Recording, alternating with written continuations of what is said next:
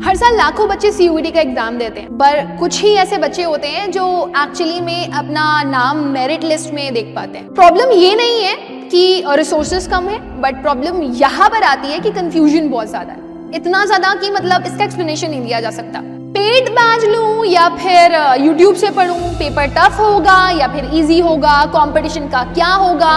अगर आप सब भी इसी प्रॉब्लम से जूझ रहे हैं या फिर सफर कर रहे हैं तो फिर थोड़ी देर के लिए सीरियस हो जाइए और ये डिसाइड करिए कि क्या आपका गोल रेडी है, क्या आपको इस चीज की क्लैरिटी है कि आप कौन से कोर्स के लिए जा रहे हो, कौन सी यूनिवर्सिटी टारगेट कर रहे हो। और अगर फ्री में आपको राइट स्ट्रैटेजी चाहिए और अब फ्री में आप राइट स्ट्रैटेजी ढूंढ रहे हो तो फिर ये वीडियो आपको काफी ज्यादा हेल्प करने वाली है। तो इस वीडियो को बिल्कुल भी मिस मत करिएगा, एंड तक देखिएगा और आप मुझे बताइएगा कि क्या सीरियसनेस आपके अंदर है। सो आउट ऑफ 100% आप अपने आप को कितना रेट करना चाहोगे सीरियसनेस के लिए। So just be ready, be sure of this बेटा कि सीयूईटी में सिलेक्शन लक से नहीं बल्कि रोज छोटे छोटे एफर्ट से होता है। एंड अगर आप आज सीरियस नहीं हो रहे हो ना तो फिर कल सिर्फ और सिर्फ आपके पास रिग्रेट के अलावा कुछ नहीं बचेगा। एंड अगर आप नहीं चाहते हो कि आपका नेम भी ड्रॉपर्स में आए और आप अपना एक साल वेस्ट करो और आप काफी सारे लोगों की बातें सुनो, सो बी श्योर ऑफ दिस कि आपको अभी से ही अपनी पढ़ाई शुरू कर देनी है। So here in this video session I will be telling you the 4 month road map जिसमें आप अपनी सीरियसली पढ़ाई करके सिलेक्शन तक पहुंच सकते हो। So let's go for the journey of CUET 2025 selection. देखो, आप अपनी पूरी पढ़ाई को 4 महीने के 4 अलग अलग फेजेस में डिवाइड कर लो। आपने दिमाग में रखना है कि जनवरी मेरा एनसीईआरटी बेसिक कॉन्सेप्ट क्लैरिटी है ना, वो फाउंडेशन बिल्डिंग में जाएगा। जनरल एप्टीट्यूड और लैंग्वेज की बात करें तो हमें एक स्टैंडर्ड सिलेबस प्रिपेयर करना है, ठीक है। मैं आपको दोनों रिसोर्सेज बता दूंगी, यूट्यूब और पेड। आप कैसे करोगे कवर तो उसकी क्लैरिटी आप लोगों को यही सही मिलेगी। फेज 2 में आपको इस चीज की क्लैरिटी रखनी है कि फेज 2 आप सिलेबस कंप्लीशन तक जा सकते हो। मतलब अगर आपका कुछ थोड़ा बहुत छूट गया है तो आप वो फरवरी में कंप्लीट कर लीजिएगा। टॉपिक वाइज आपको प्रैक्टिस अभी शुरू कर देनी होगी और आप फिर अपना रिविजन स्टार्ट करेंगे। वही फेज 3 में अगर आप जाते हैं तो आपको फुल रिविजन के लिए जाना पड़ेगा, जिसके लिए आप मॉक टेस्ट का सहारा लेंगे और मॉक टेस्ट का एनालिसिस जरूर करना चाहिए आप लोगों को, क्योंकि वो आपकी एक्यूरेसी और स्पीड दोनों को ही इंप्रूव करता है। फेज 4 आपका फाइनल रिवीजन का टाइम है। जितना अपने आप को फाइन ट्यून कर सकते हो डेली मॉक्स लगा करके, एक्यूरेसी और स्पीड इंप्रूव करके, उतना ही बढ़िया रहेगा, है ना। आपके छोटे छोटे नोट्स बने हुए होंगे, आपके कीवर्ड्स बने हुए होंगे, आपको उनको बस टाइमली रिवाइज करते रहना है, जो कि आपको हेल्प करेगा, राइट नाउ।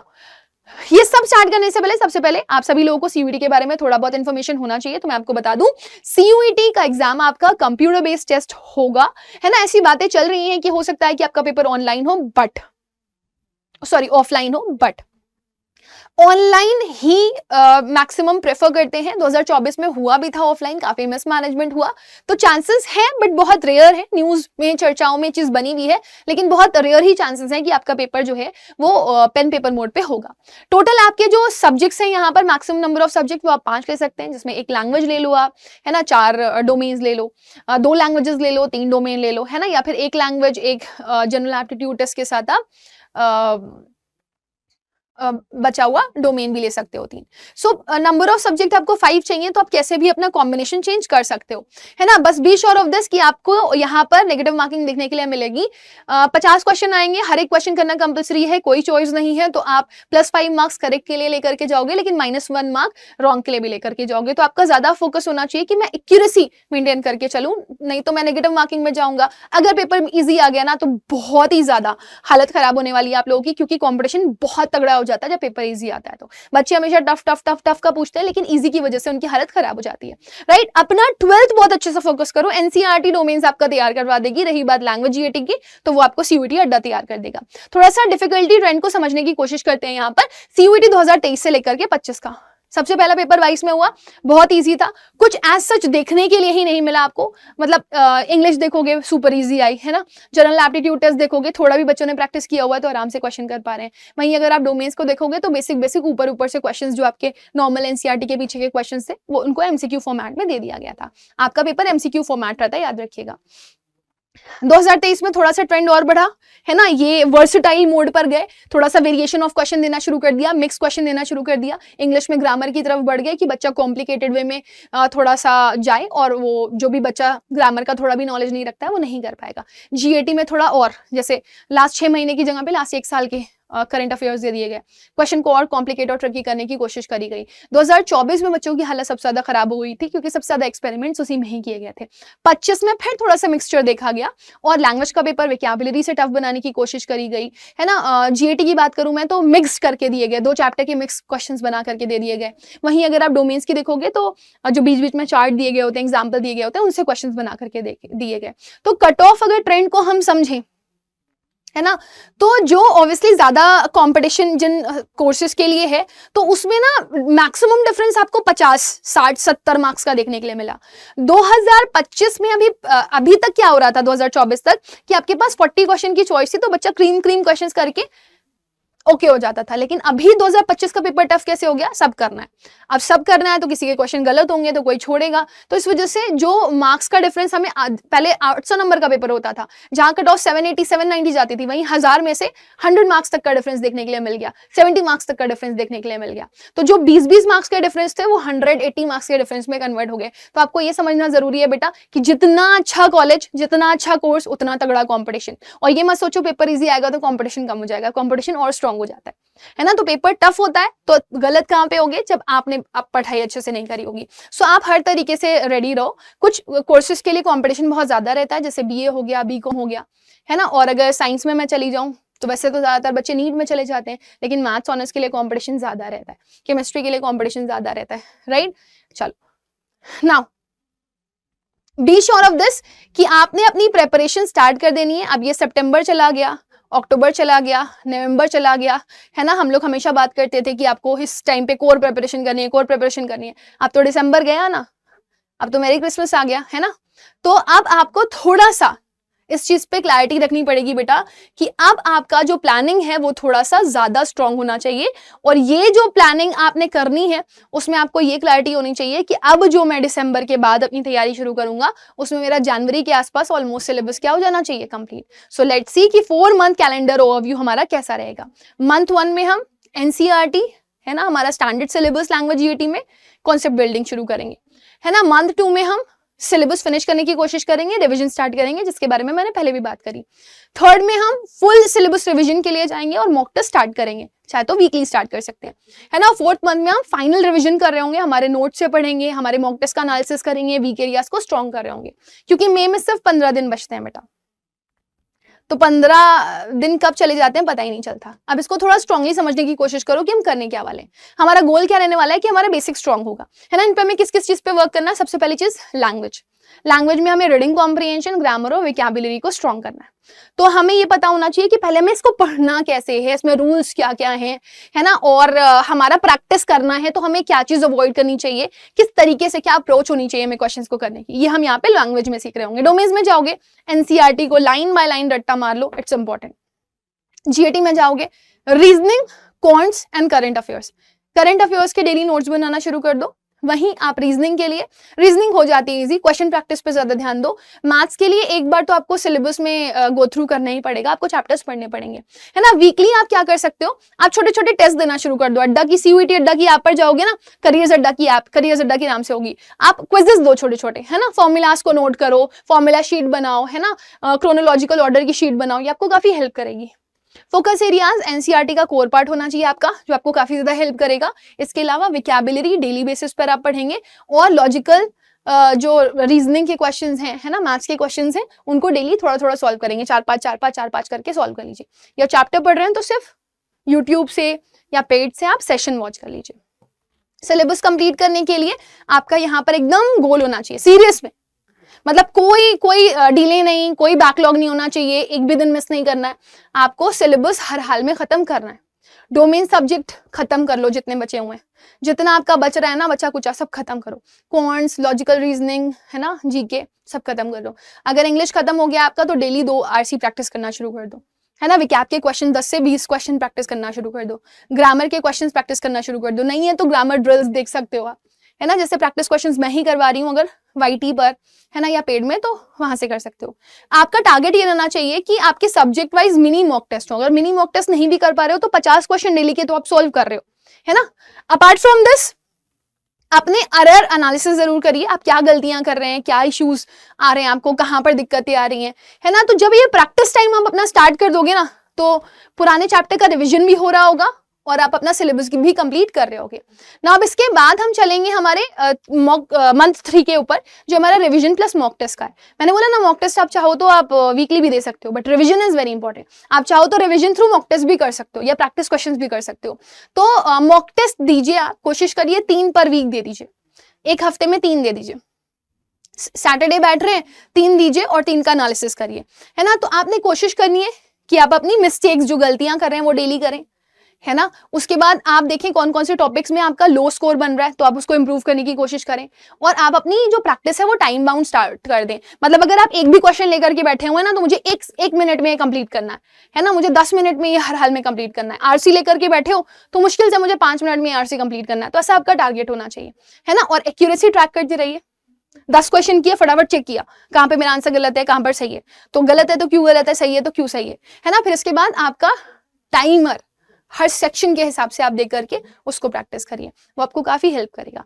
फाइनल 4th आपका एक बहुत इंपॉर्टेंट फेज है, इसमें आप अपनी पीक परफॉर्मेंस रेडीनेस पर जा रहे होगे। तो आप बी श्योर ऑफ दिस कि आप मॉक जितना मॉक दे सकते हो दो, जितना एनालिसिस कर सकते हो करो। एंड रिविजन आपका वीक वाइज होना ही चाहिए टॉपिक का। मतलब आप पहले क्या करते थे, पूरे हफ्ते पढ़ते थे, लास्ट में प्रैक्टिस कर रहे होते थे। अभी क्या करोगे, पूरे हफ्ते आप टेस्ट दे रहे हो, लेकिन लास्ट में आपने क्या किया, रिवीजन कर लिया। करंट अफेयर्स तो डेली आपको पढ़ना ही पड़ेगा बेटा, वोकैबुलरी डेली पढ़नी पड़ेगी, लेकिन लास्ट 2 वीक्स में ना आप थोड़ा सा लाइटर नोट पर अपना न्यू कंटेंट, अगर आपको कुछ लग रहा है कि कुछ आपने नहीं पढ़ा है, कुछ आपको नया मिल गया पीवाईक्यू या मॉक टेस्ट में, तो वो आप पढ़ लीजिए। और जो हैवी कंटेंट के आपने नोट्स बनाए हुए हैं उनका रिवीजन कर लीजिए, है ना। तो आपका ये प्लान रहेगा तो बहुत ही परफेक्ट रहेगा। एग्जाम्पल मैं आपको दे देती हूँ वीकली स्टडी प्लान का, है ना। आप सब्जेक्ट्स बना लीजिए, जैसे मंडे को अगर आप 2 डोमेन पढ़ रहे हैं तो उसके साथ जीएटी का कोई भी एक सेक्शन पढ़ लीजिए और लैंग्वेज पढ़ लीजिए, है ना। ट्यूसडे को आप लैंग्वेज डोमेन और एक मॉक दे दीजिए। वहीं अगर आप वेंसडे को जा रहे हैं तो जीएटी कुछ करंट अफेयर्स ले लिया, आपने रिवीजन कर लिया। थर्सडे को आप चले जाइए, फुल लेंथ मिनी टेस्ट दे दीजिए, है ना। ये आपका स्टडी प्लान जो है जैसे जैसे सिलेबस कंप्लीट होगा उसको चेंज करते रहेगा। सैटरडे को आप फुल मॉक दे दीजिए, उसका रिव्यू कर लीजिए। संडे को आप हल्का हल्का रिवीजन कर लीजिए और थोड़ा सा आराम भी करिए, because rest is also important. एक स्ट्रेच में पढ़ाई करेंगे तो सफर करेंगे, है ना। नाउ थोड़ा सा ट्रेंड इनसाइट्स पे भी बात कर लेते हैं। 2025 हैड फ्यूअर टॉपर्स देन 2024, और इस बार तो सीयूईटी ने आपको पता ही है एआईआरस भी निकाले हुए थे, है ना। और पेपर क्योंकि 50 में से 40 क्वेश्चन का ऑप्शन नहीं था, तो वैसे भी 100% टाइलर कम हुए हैं, है ना। तो डिफिकल्टी लेवल थोड़ा सा तो बढ़ा ही है बेटा, है ना। और परफॉर्मेंस प्रेशर भी बच्चों के ऊपर बढ़ा है। तो इस बार आप ये मान के चलो कि कॉम्पिटिशन और टफ होगा, है ना। बच्चे और मेहनत कर रहे होंगे, तो पेपर थोड़ा सा आपको टफ देखने के लिए मिल सकता है, लेकिन कंपटीशन और भी तगड़ा। Analytical and application based questions आपको ज्यादा देखने के लिए मिल सकते हैं। और इसके अलावा सबसे इंपॉर्टेंट चीज जो है वो है एनसीईआरटी के बेसिक्स। कहीं से भी क्वेश्चन करके आ रहे हैं और न्यू एनसीईआरटी को फॉलो करिए। डीपर अंडरस्टैंडिंग जरूरी है, और 100% टाइल के लिए आप प्रैक्टिस जितनी ज्यादा करेंगे उतना ही आपको काफी हेल्प मिलेगा, ठीक है ना। 11th की बुक भले ही ना फॉलो करिए, कभी कभी हल्का जिस्ट आ जाता है, लेकिन 12th की तो डेडिकेटेडली आप फॉलो करिए। पीवाईक्यूज प्रीवियस ईयर क्वेश्चंस देते रहिए, है ना। अगर आपको नहीं मिल रहा है तो आप सीयूईटी अड्डा के स्टोर पे चले जाएंगे, आपको लाइन से पीवाईक्यूज मिल जाएंगे, प्लस मॉक्स, वो भी सीयूईटी अड्डा के स्टोर से आपको मिल जाएंगे। Mocks very important. Dos and don'ts पे आपको खास ख्याल रखना है, जैसे रिवाइज नहीं कर रहे हैं पास मिस्टेक को, गड़बड़ तो होगी, है ना। फिर उसके बाद आप बोर्ड्स और सीयूटी को मैनेज नहीं करेंगे तो भी दिक्कत होगी। डोमेन्स पढ़ रहे हैं, बोर्ड्स तैयार हो रहा है, उसके अलावा आप 1 या 2 घंटे दे करके अपना लैंग्वेज और जीएटी पढ़ लीजिए। कुछ कोर्सेज में जीएटी की जरूरत ही नहीं है तो बच्चे स्किप कर सकते हैं। टाइम बेस्ड ऑब्वियसली आप मॉक प्रैक्टिस करिए, वो आपको हेल्प करेगा, ये डूज में है। लेकिन जो नहीं करना है उसमें आपको रट्टा नहीं करनी है, समझना है। कंपटीशन के लिए जा रहे हो, ये बिल्कुल मत सोचना बस वो पढ़ लूं जो एग्जाम में आ जाए, ऐसा कुछ नहीं होता है। कंपटीशन में ऐसा बिल्कुल भी नहीं होता है ना। इग्नोर कर रहे हो आप अपने वीक डोमेन्स को तो आप सफर करोगे, क्योंकि आपका ओवरऑल डोमेन तो मैटर करेगा, है ना। कोर्स के हिसाब से अगर आप स्किप कर रहे हो कोई प्रॉब्लम नहीं है, लेकिन अगर कोर्स में है तब आप स्किप कर रहे हो तो गड़बड़ है ना। लास्ट मोमेंट पे पढ़ना, है ना, घबराना, परेशान होना मत करो। कीप इट ऑन नोट कि आपने अपने आप का ट्रैकर ऑन रखना है ना। परसेंटेज कितना सिलेबस कंप्लीट हो गया है चेक करते रहो, है ना। मॉक एवरेज स्कोर कितना बन रहा है चेक करते रहो, है ना। सेक्शनल वीकनेस क्या, कौन कौन से टॉपिक आपके वीक है उनको चेक करते रहो। And end of the month में आपका टारगेट कितना कंप्लीट हुआ, है ना, और कितना आपका एक्चुअल टारगेट आपने दिया था अपने आप को, बहुत इंपॉर्टेंट है। बोलते हैं ना अ वॉचफुल पॉट नेवर बॉइल्स, तो आपको उसी का ध्यान रखना है कि आपको अपने ऊपर नजर रखनी है। तो आपको कभी भी ये नहीं लगेगा कि मैंने कुछ गलत किया, प्लान्स एडजस्ट करते रहना। जैसे आपकी कभी होता नहीं है, कुछ इशू हो गया, कोई दिक्कत हो गई, तो आप बैलेंस बना करके रखो। पर्सनल टारगेट शीट आपकी रेडी होनी चाहिए, है ना। आपने यूनिवर्सिटी कौन सी टारगेट की है, कोर्स कौन सा टारगेट किया है, कितने मार्क्स आप टारगेट करने की सोच रहे हो, है ना। आपका स्ट्रॉन्ग सब्जेक्ट कौन सा है, आपका वीक सब्जेक्ट कौन सा है, क्योंकि वीक को ज्यादा टाइम दोगे, स्ट्रॉन्ग को कम, है ना। एक्शन प्लान्स क्या क्या है, इनका आपने टारगेट शीट बना के रखनी है। जब आपके सामने टंगी रहेगी ना टारगेट शीट, कॉन्फिडेंस आता है। तो student be sure of this कि मंथ एंड की वजह से आप सभी लोगों को काफ़ी ज़्यादा डिस्काउंट यहाँ पर प्रोवाइड किया जा रहा है on each and every product of careers अड्डा। अगर आप में से कोई बच्चा ऐसा है जो कि डोमेन्स के साथ लैंग्वेज जीएटी का बैच लेना चाहता है, तो अभी आपको यहाँ पर दिख रहा है 5199 का batch, but you are getting it on much more lower prices because month end भी है, ईयर एंड भी है और न्यू ईयर भी आने वाला है। So you are getting lots and lots of affordability in the product of Adda 24/7। तो ये आपके पास एक बहुत ही सुनहरा मौका है कि आप अपनी प्रिपरेशन को सुपर ऑसम कर सकते हैं। बी श्योर ऑफ दिस कि अभी आपके पास टाइम है, इसके बाद सिर्फ और सिर्फ आपके पास एक प्रेशर ही होगा, पढ़ाई नहीं हो पाएगी। तो अगर आप इस चीज़ को लेकर के बहुत श्योर सॉर्टेड हो कि मुझे अपनी प्रिपरेशन करनी है and that too on a very good note, so आप करियर्स अड्डा की ऐप पर जाकर के अपनी प्रिपरेशन और तगड़ी कर सकते हो। करियर्स अड्डा की ऐप पर आप जाओगे, जैसे ही आप लैंग्वेज जीएटी बैच को सर्च करोगे या डोमेन बैच को सर्च करोगे, आपको उसके ऊपर क्लिक करना पड़ेगा। So you may see it, language and GAT यहाँ पर है आपके पास, है ना। And similarly if you see तो कॉमर्स का भी बैच आपके पास है लैंग्वेज जीएटी के साथ डोमेन्स का। सो आप अगर डोमेन्स के बैच को देखोगे तो मैं आपको दिखा देती हूँ, ये अल्टीमेट बैच आपको 4699 रुपीज़ का मिल रहा है, जो 5199 का था। इस पर अगर आप कोड यूज़ करेंगे Y484, so you'll be getting it in the lower prices. आप समझ रहे हो, लैंग्वेज जीएटी के तीनों sections, current affairs, general knowledge, इसके अलावा आपका जो रीजनिंग है ना, और क्वांट्स है, इसके अलावा आपकी ई बुक्स, मॉक टेस्ट, सब कुछ आपको यहाँ पे मिलेगा, प्लस डोमेन्स भी सारे मिल जाएंगे। सो Y484 कोड यूज़ करेंगे, ये आपको मिल जाएगा किस कॉस्ट पर, 4554 रुपीज़ में, राइट। सिमिलरली अगर आप सिर्फ लैंग्वेज जीएटी के लिए जाना चाहते हैं, आप करियर्स अड्डा की ऐप पर जाएंगे, है ना, ऑल कोर्सेज पे जाएंगे, यूजी पीजी एग्जाम्स में लैंग्वेज एंड जीएटी पर चले जाइएगा। आप जैसे ही व्यू ऑल पे क्लिक करेंगे, देखिए एम्बिशन अल्टीमेट बैच आपको कितने का मिल रहा है यहाँ पर, 3827 रुपीज़ का। तो आप कोड यूज़ करिए Y484 and get the maximum discount, Y484, 3710 rupees को आपका ये बैच मिल जाएगा। सो मैं आपसे बस इतना ही बोलूँगी, अब अपनी प्रिपरेशन के लिए और लेट मत करिए। जितना अच्छे से आप पढ़ाई अपनी शुरू कर देंगे अभी से, जितना डिटेल में पढ़ना शुरू कर देंगे, उतना आपके पास टाइम होगा प्रैक्टिस करने के लिए और मॉक टेस्ट देने के लिए। So do your preparation, the best now, all the best.